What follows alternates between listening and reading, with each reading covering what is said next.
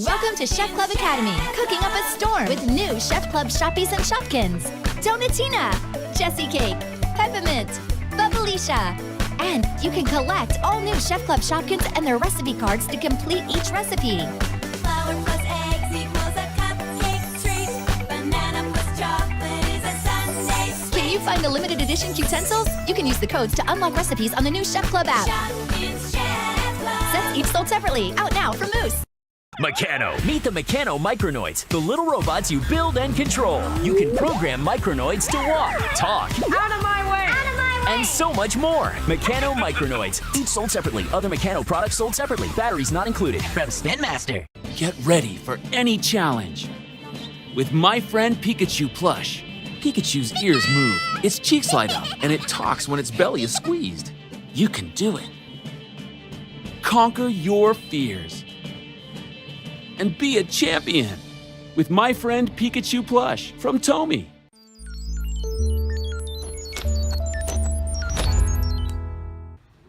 Alright everyone, welcome back to Cody's Lab. So today we're working with the vacuum chamber again. You can see I've got the camera in there along with a little blasting cap. Now currently the chamber is not under pressure, or negative pressure I should say. So this is a control run at atmospheric pressure, and we're going to see how it sounds. And I set off an explosion inside the chamber. So here goes.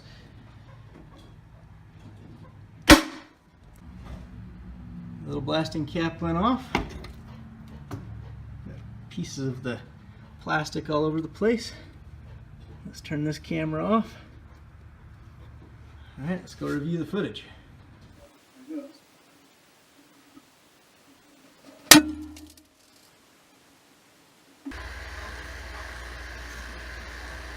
Okay, so I've just vacuumed the chamber down to approximately 500 millitorr, so it's almost a vacuum in there. Now let's set it off. So you heard a little bit of a pop.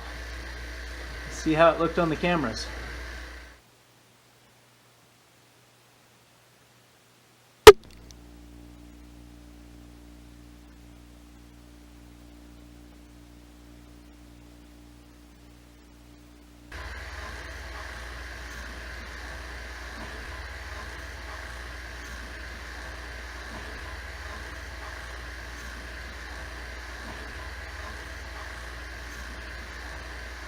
So the explosion in the vacuum still made some noise.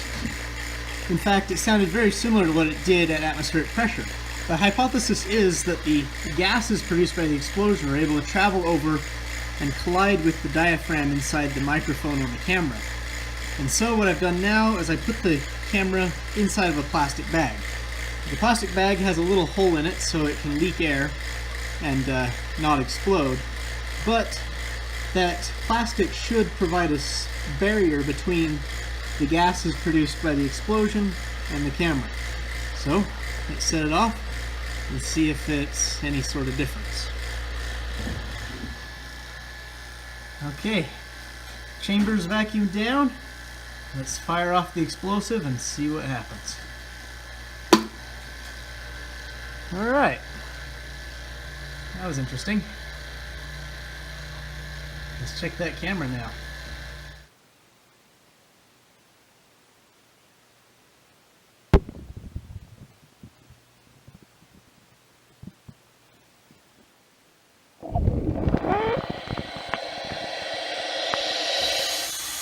So I may have just vacuum packed my camera. Whoops. I'm sure it'll be fine. So the bag did seem to block most of the sound. You mainly heard the bag crunching around the camera. So I decided to try one more experiment with the blasting cap inside of a 2-liter bottle. Now the 2-liter bottle has a little bit of a hole, so it's not going to capture all of the gas, but it should definitely provide a barrier. So let's set up and let's fire it off. See if that blocks any more of the sound. Recording on everything.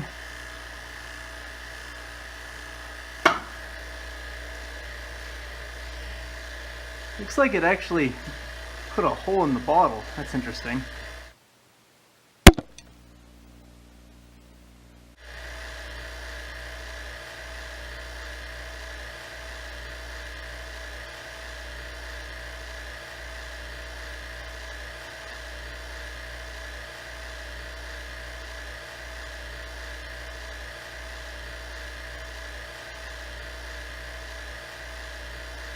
So for my tests, it appears that an explosion in space would actually make sound. Something like a bell ringing that does not produce any gas, however, would not. This is because the gas produced by the explosion actually travels to you, or to the observer, like little tiny bullets or shrapnel from an explosion. They are not slowed down by anything, so the gas particles can come in, slam into your spacecraft, and you can hear a thud from the gas hitting your spaceship. The sound will sound different, of course, but it still makes a sound. Now, I did a test with the plastic bag around the camera, and you could actually see in my video that the gas molecules hitting the plastic actually shoved the plastic in a little bit, but it did block most of the sound. Now, when I tried the experiment again, but instead of a plastic bag around the camera, I used a bottle around the explosion, the explosive just ripped right through the bottle. Now, I honestly expected the explosion to be weakened by the fact that there was no air. You know, there's now somewhere for the gas to expand to, but that didn't seem to be really the case. It seems that instead of needing a medium to push against for the shockwave to travel through and then crash against something to destroy it, it seemed that the gas produced from the explosion just traveled straight to the target and shredded the bottle. So explosions in space act differently, but they still produce sound and they still damage nearby objects.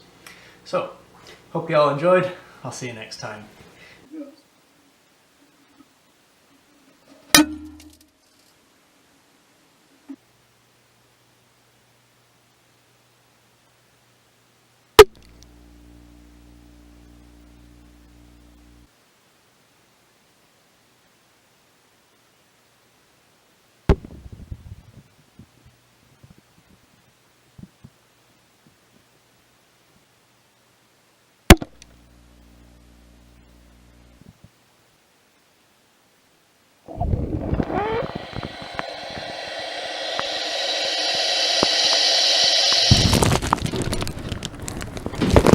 Still recording.